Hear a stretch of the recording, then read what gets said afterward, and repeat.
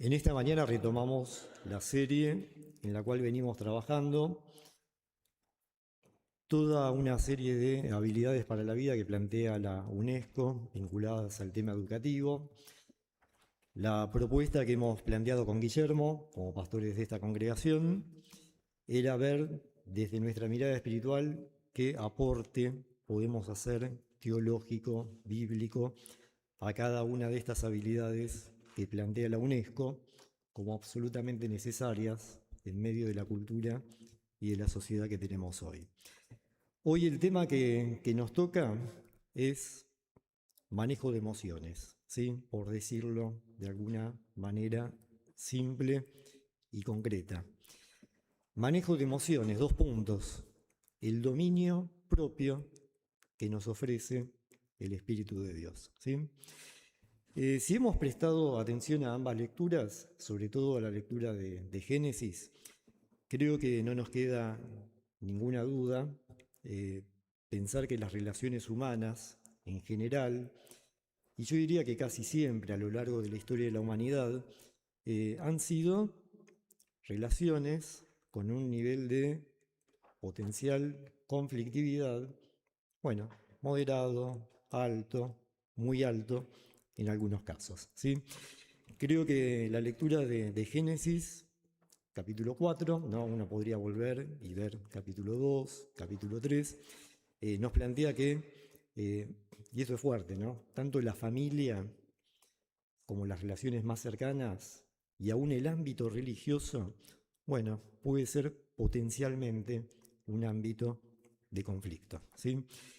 Es la historia de Caín y Abel, ¿eh? Es la historia de Caín y Abel que hemos leído. Así que la Biblia creo que es muy directa, es muy concreta, es muy práctica, no nos plantea temas que no tengan que ver con nosotros, y creo que la historia de Abel y Caín tiene mucho para inspirarnos en esta mañana para pensar y para reflexionar acerca del tema de nuestras emociones, nuestros enojos, ¿sí? Muchas veces, y el dominio propio que tenemos o no tenemos cuando más lo necesitamos, ¿sí? Creo que es un tema muy oportuno y muy interesante en esta mañana. Eh, yo escucho a nivel social, en los distintos ámbitos que me muevo, y díganme ustedes si escuchan algo parecido o no, que hay gente que dice que vivimos en una sociedad crispada, ¿no? Se usa este término, están todos crispados, ¿sí? Hay otros que dicen que vivimos en un mundo alterado, ¿no? Donde la gente está totalmente a veces descompensada, ¿sí? En su carácter, en su estado de ánimo. Otros dicen directamente, bueno, hay mucha gente que le salta la térmica, otros dicen hay gente que se le salta la cadena, se le suelta la cadena, ¿no? Depende de la época de cada uno. Cada uno tiene modismos propios para decir, bueno, ¿qué pasa con el dominio propio, ¿no? En el día de hoy? Hay gente que dice que la gente está muy intensa o que la gente está sin filtro, ¿no? Díganme si ustedes escuchan o no escuchan esto frecuentemente en su día a día, ¿sí? Ni que hablar si pensamos en las redes sociales, ¿no? Como a veces las redes sociales están llenas de agravios, de descalificaciones, de insultos, ¿sí? Y como muchas veces el ámbito virtual facilita esto, ¿no? Y es como que a veces hay gente que cosas que no diría directamente cara a cara a alguien, bueno, en redes sociales es como que se desinhibe y bueno, es como que se siente habilitada para decir absolutamente todo, ¿no? Y ni que hablar de las peleas mediáticas constantes, ¿sí? Que vemos en los distintos medios y en los distintos canales de comunicación que consumimos habitualmente. Creo que cuando uno observa todo esto, llegamos a una conclusión casi obvia, ¿sí? Casi obvia, que vivimos en un mundo en el cual necesitamos todos, absolutamente todos, tener un poco más de dominio propio, ¿sí? Es más, aquellos que dicen, bueno, a ver, yo tengo bastante dominio propio, bueno, creo que ese dominio propio es puesto a prueba día a día en medio de un contexto tan intenso y tan complejo como el que estamos atravesando, ¿sí? Así que algunas preguntas que yo quisiera proponer en esta mañana para pensar, ya no a nivel social, sino en términos personales, cómo vivimos y cómo convivimos con todo esto. sería, por ejemplo, pensar, ¿sí? Pensar en términos personales, cómo manejo yo mis impulsos y mis frustraciones, ¿sí? Aquello que a veces no me sale como yo quiero que salga, o las cosas no son como uno quiere que sean, ¿sí? ¿Cómo reaccionamos ante aquello que me desagrada, ¿sí? Por distintos motivos, e incluso podemos considerar absolutamente injusto hacia nosotros, ¿sí? ¿Cómo reaccionamos ante esto? ¿Tenemos capacidad de frenar, de meditar, de respirar un poco, ¿no? De tomarnos tiempo, o estímulo-respuesta, ¿sí? Reaccionamos inmediatamente, después nos arrepentimos, ¿sí? Pero una vez que reaccionamos, ¿no? Bueno, ¿cómo estamos con esto? ¿Sí? Es más, quizás sería interesante pensar en esta mañana, ¿sí? Aquí ahora, in situ, qué emociones y sentimientos predominan más en esta etapa de mi vida, ¿sí? ¿Cómo nos sentimos? ¿Cómo estamos? No qué nos pasa, ¿sí? Sino cómo nos sentimos y cómo reaccionamos emocionalmente ante todo aquello que estamos viviendo, ¿sí? ¿Por qué nos hacemos estas preguntas? Bueno, yo creo que es muy importante plantearse esto, registrar cómo uno se siente, porque en la medida que uno ignora todo esto, o niega todo esto, o simplemente lo pone abajo de la alfombra y dice acá no está pasando nada, bueno, evidentemente hay cosas que sí pasan, y cuando uno no trabaja sobre todo esto, bueno, evidentemente todo se va sumando, todo se va potenciando, y ahí sí que obviamente vamos a requerir una dosis de dominio propio mucho más grande y más elevada que si uno se toma tiempo para reflexionar, pensar, meditar, no responder inmediatamente, ¿sí? Bueno, las cosas podrían ser mucho mejor, ¿sí? Creo que el dominio propio, desde el punto de vista emocional, espiritual, social, creo que es una habilidad esencial para una convivencia saludable, para desarrollar buenos vínculos con nuestros amigos, con nuestra familia, con nuestros hijos, ¿sí? Con nuestros compañeros de trabajo, con nuestros hermanos y hermanas en la fe. Creo que sin dominio propio, hoy es todo mucho, pero mucho más difícil y conflictivo, ¿sí? Así que yo quisiera que pensemos, como para introducirnos en este tema, dos ejemplos bíblicos muy claros y muy contundentes, ¿sí? Claramente dos personalidades muy fuertes ambas. Una historia la hemos leído, Génesis 4, la historia o el ejemplo de Caín, ¿sí? Es muy impactante volver a escuchar el texto, ¿no? Dice que Caín se enfureció, ¿sí? Se enfureció con Dios y luego, ¿sí? Como consecuencia de eso, se enfurece con su hermano, ¿sí? Que no tenía absolutamente nada que ver en lo que había pasado, ¿sí? ¿Qué le pasó a Caín? ¿Qué le pasó a Caín? Bueno, Caín tuvo una mala lectura de la realidad.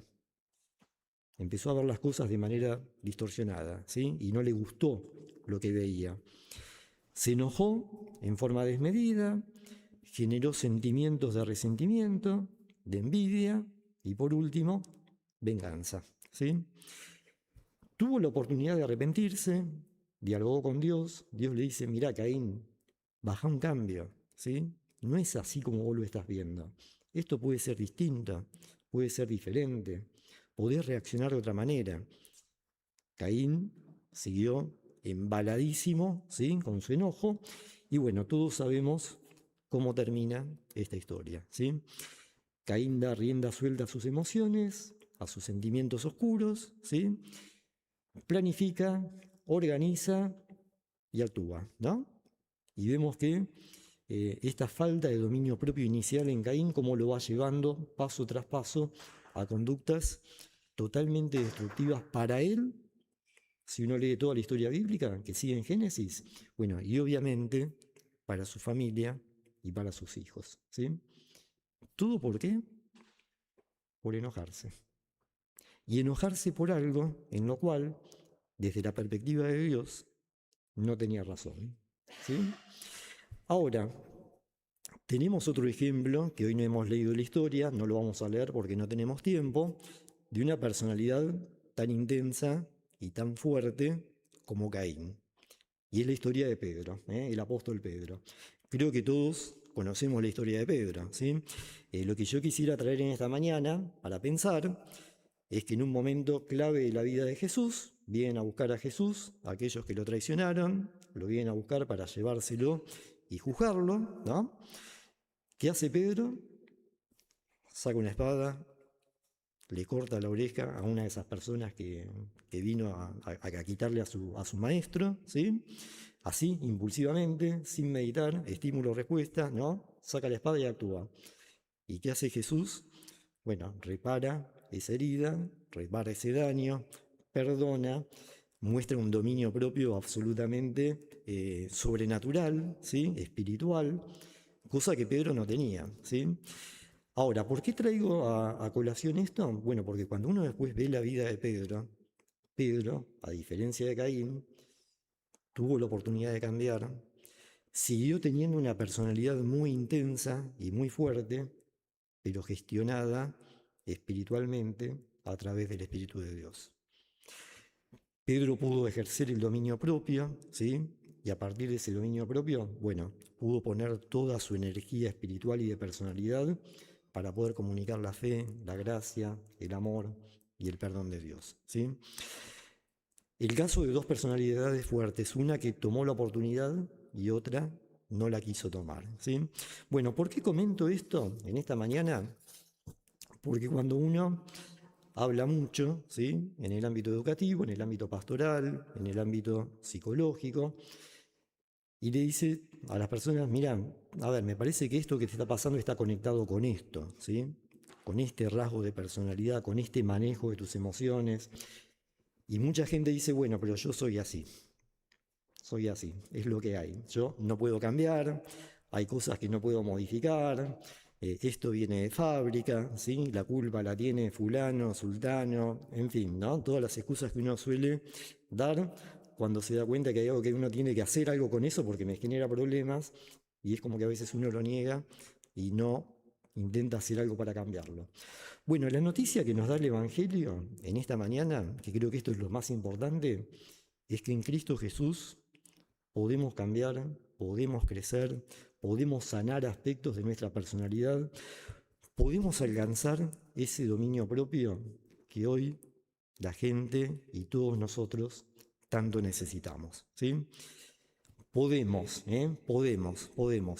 Y es más, yo diría que a la luz de lo que vamos a compartir en esta mañana, 4 principios bíblicos, yo diría que ninguno tiene excusa, Ninguno tiene excusa. Y ahora vamos a ver por qué no tenemos excusa, ¿sí? Entonces, yo quisiera que muy rápidamente podamos repasar 2 fundamentos teológicos de por qué es importante que podamos ejercer el dominio propio, ¿sí? ¿Por qué lo podemos hacer? ¿Sí? ¿Por qué podemos cambiar sobre esto? Y después al final, 2 principios muy prácticos que nos digan cómo en nuestro día a día podemos intentar llevar adelante esto que queremos reflexionar en esta mañana, ¿sí? Bien, muy rápidamente, lo primero que quiero compartir es que el dominio propio es fruto del Espíritu de Dios y está disponible para todos nosotros simplemente mediante la fe, ¿sí?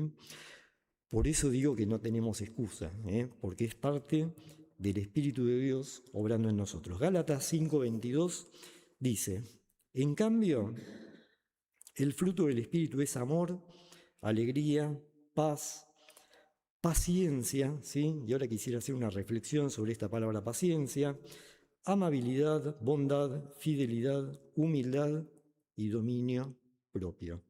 No hay nada que se oponga a estas cualidades espirituales, ¿sí? Entonces, creo que es muy importante que podamos pensar en esto, ¿no? El dominio propio proviene de Dios, es una capacidad espiritual que Dios nos da, que puede estar presente en cada uno de nosotros en la medida que el Espíritu de Dios crezca en nosotros y se potencie, ¿sí? Y tiene que ver con una palabrita griega que significa, depende cómo se traduzca, dominio de sí mismo, dominio de nosotros mismos, templanza, contención, contenernos, ¿sí? Ser dueños de nosotros mismos. Es decir, tener la capacidad de dirigir nuestra conducta conforme a lo que nosotros pensamos que es lo mejor, ¿sí? Y la otra palabra que está pegadita a esta, también como fruto del Espíritu, es paciencia. Paciencia en griego es una palabra que es macrotumia, ¿sí? Macro significa mucho, ¿sí? Algo grande. Tumia viene de timio, que tiene que ver con emociones, con sentimientos, ¿sí? Con nuestra realidad afectiva. Y lo que significa esta palabra, literalmente, es que el Espíritu de Dios nos da longanimidad, decía la versión Reina Valera antigua, ¿sí? 1960. Hoy podríamos decir largura y estabilidad de ánimo, equilibrio emocional, ¿sí? Que muchas Biblias lo traducen como paciencia, pero es mucho más que paciencia, ¿sí? Es una paciencia que resulta del equilibrio emocional, espiritual, que Dios puede darnos en la medida que ejercitemos nuestra fe en Jesucristo, ¿sí? Los psicólogos nos quedamos sin trabajo con esto, ¿eh? Está bueno por un lado, ¿sí? Está bueno por un lado, porque nos da realmente la capacidad de poder autogestionar nuestra vida de una manera saludable, simplemente confiando en los recursos espirituales que Dios ya nos ha dado a cada uno de nosotros, ¿sí? Y después tenemos el texto que leímos en 2 Timoteo, 2 Timoteo 1:7, es muy enfático en esto, ¿sí? Pablo en este caso, dice: Dios no nos ha dado un espíritu de timidez, sino de poder, de amor y de dominio propio. Y obviamente que Pablo también aquí está hablando de un espíritu de poder, amor y dominio propio, es ni más ni menos que el poder del Espíritu Santo obrando en cada uno de nosotros. Ahora, hay un pequeño detalle, y acá la palabra dominio propio es otra palabra griega, no es la misma que se utiliza en Gálatas o en el texto de Pedro que ahora vamos a leer. Y significa cordura, buen juicio, bueno, obviamente dominio de sí mismo, sensatez, moderación, prudencia, ¿no? Fíjense las características emocionales del Espíritu de Dios obrando en su plenitud en cada uno de nosotros. Cosas que son muy difíciles de lograr hoy, ¿no? Vivir con sensatez, moderación y prudencia, ¿no? Cuando hay gente que se enoja con nosotros, que nos grita, que nos descalifica, ¿sí? Bueno, la buena noticia del Evangelio es que en Cristo Jesús tenemos la capacidad espiritual de reaccionar bien y saludablemente, aún con aquellos, y yo diría sobre todo con aquellos que no nos tratan bien, que no nos valoran y que no nos aprecian, ¿sí? Bueno, ¿significa que no hay que poner límite? No, no significa eso. Significa que podemos poner un límite espiritual, maduro, adulto y sumamente saludable, ¿sí? Con amor, con paz, con dominio propio, ¿sí? Pero también marcando los límites que corresponde marcar a quien corresponda, ¿sí? Bueno, claramente es un fruto espiritual esto, ¿sí? Y claramente en medio de la sociedad de hoy, evidentemente hay gente que le cuesta mucho esto, ¿sí? Segundo punto. Y acá viene, digamos, la otra cara de la moneda, ¿sí? Dijimos que es fruto del Espíritu Santo, ¿sí? Pero bueno, hay algo que tiene que ver con nuestra responsabilidad. Y el segundo punto es que el dominio propio es una gracia de Dios, y no tenemos la más mínima duda de eso, fruto del Espíritu Santo, pero al mismo tiempo requiere nuestra responsabilidad para trabajarlo y desarrollarlo, ¿sí? Y acá es donde a veces uno puede leer algunos pasajes de la Biblia y dice: pero este pasaje se contradice con este otro. No, no es así, ¿sí? Y acá tenemos un ejemplo de esto. Segunda Pedro, capítulo 1, dice: así Dios nos ha entregado sus preciosas y magníficas promesas para que ustedes, luego de escapar de la corrupción que hay en el mundo, debido a los malos deseos, lleguen a tener parte en la naturaleza divina. Precisamente por eso, ¿sí? Precisamente por eso, esfuércense por añadir a su fe virtud, A su virtud, conocimiento, y al conocimiento, dominio propio. Al dominio propio, constancia, y a la constancia, devoción a Dios, y a la devoción a Dios, afecto fraternal. Y al afecto fraternal, añadan el amor ágape de Dios. ¿Sí? ¿Qué nos quiere decir Pedro? Bueno, Pedro lo que nos está diciendo es, a ver, Pablo en Gálatas dice, el fruto del Espíritu es amor, gozo, paz, paciencia, bondad, benignidad. Todo esto mismo que estamos leyendo acá en Pedro. Ahora, Pedro nos dice, nos muestra la otra cara de la moneda. Dios les da a ustedes espiritualmente toda esta posibilidad de desarrollar todo esto. Ahora, ustedes añadan a su fe esta palabrita que dice constancia, ¿sí? Constancia, que viene al lado del dominio propio, que significa perseverancia en el tiempo. ¿Sí? Significa que uno puede ser consistente en el tiempo en lo que hace. Bueno, ¿y en qué tenemos que ser consistentes? En agregar a esa capacidad espiritual que Dios nos dio, bueno, nuestra tarea de trabajar para poder sumar dominio propio, amor fraternal, que el amor de Dios crezca y madure en cada uno de nosotros. Nosotros tenemos la responsabilidad de que a partir de las promesas de Dios, de ser partícipes de la naturaleza divina y de tener el fruto del Espíritu Santo en nosotros, bueno, hacer que eso se potencie, crezca, madure y se desarrolle. Entonces, tenemos que, en una de las caras de la moneda, Dios nos dice, mira, te doy todo. Ahora, la otra cara de la moneda nos dice, mira, tenés que ser responsable para cuidarlo, para fortalecerlo, para desarrollarlo y para vivir cotidianamente a la altura de la capacidad espiritual que el fruto del Espíritu Santo pone en cada uno de nosotros. ¿Sí? Entonces, acá vienen los otros dos puntos que quiero plantear muy rápidamente en esta mañana, ¿sí? Que tiene que ver con cómo llevamos adelante este cuidado de la capacidad espiritual que Dios nos da a través del fruto del Espíritu Santo. Lo primero, que ya hemos hablado muchísimo de esto en este último tiempo, tiene que ver con lo que plantea Romanos 12, 1 y 2, no lo voy a leer, que es renovar la mente cotidianamente como un sacrificio vivo, santo, agradable a Dios, que es nuestro culto diario y racional cada día. ¿Qué es lo que nos propone Romanos? Bueno, básicamente, si queremos tener dominio propio, si queremos que el poder del Espíritu Santo madure y se exprese en nuestras vidas, tenemos que cambiar racionalmente, ¿sí? Intelectualmente, nuestro modo de percibir y de pensar la realidad que nos rodea. ¿Cómo procesamos aquellas cosas que nos pasan? ¿Sí? ¿Cómo reaccionamos? ¿Cómo interpretamos? ¿Sí?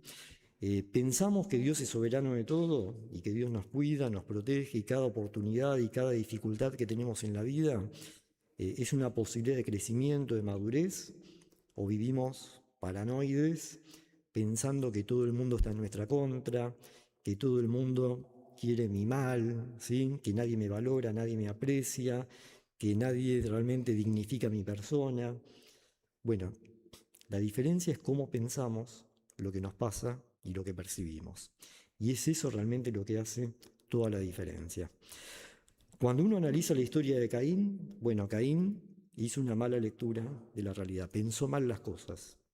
Y al pensar mal las cosas, se enfureció, se enojó con Dios, se enojó con su familia, tomó la peor de las decisiones, ¿sí? Simplemente porque hizo una lectura incorrecta de lo que estaba pasando. Dios vio algo en Caín que no le gustó, que Caín tenía que trabajar, Caín no vio esto, Caín vio que Dios hizo preferencia sobre su hermano y que lo dejó de lado a él, ¿sí? Todo, se puede justificar todo, ¿sí? Pero en el fondo percibió mal una realidad que después generó una reacción en cadena que cuando quiso volver atrás, bueno, quizás ya cometió el hecho y el hecho ya estaba consumado, ¿sí?